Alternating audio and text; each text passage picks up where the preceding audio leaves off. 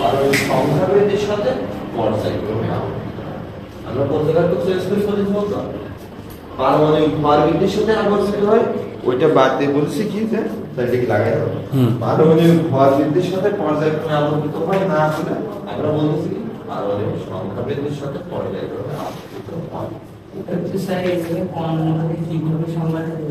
ওই একদম ডাইরেক্ট লিখে করতে অতএব এটা করে লিখে দিতে অতএব আধুনিক পর্যায়ের সূত্রটি এটা আমরা লিখব যে আধুনিক পর্যায়ের সূত্রটি লিখতে বলো, ঠিক আছে?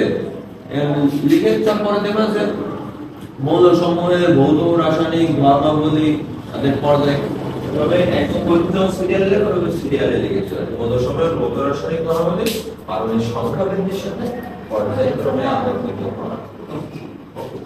তোমরা এই মৌলের পর্যায়ক্রমিক ফর্মুলা যেটা আছে এর আত্মমত করি আছে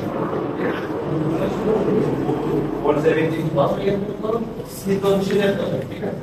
আর এর আগে যে আমাদের ওই যে মৌলের কি বলে অবস্থান নির্ণয় এই জিনিসটা আর হাইড্রোজেন আমাদের থাকে না আমাদের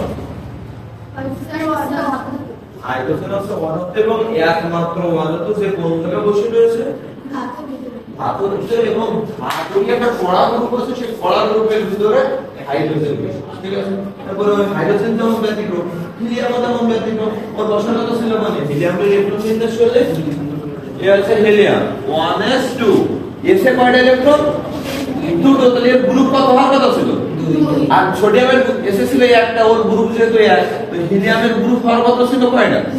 কিন্তু রয়েছে কোন জায়গায় বসে 18 নম্বরে বসে রয়েছে। 18 নম্বরে ওর বসানো হয়ে গেছে জোরাসে নিষ্ক্রিয় যদি 2 নম্বরে বসাতো তাহলে কি হতো? ওর 2 নম্বরে বসালে ও বেরিয়ে যেত না, কিন্তু আসলে হিলিয়াম বেরিয়ে যাচ্ছে সম্ভাবনা নেই। এই একটা আমাদের বড় মৌলিক পর্যায়গুলো ভাবে রাখতে হবে। আচ্ছা আচ্ছা ঠিক আছে ঠিক আছে।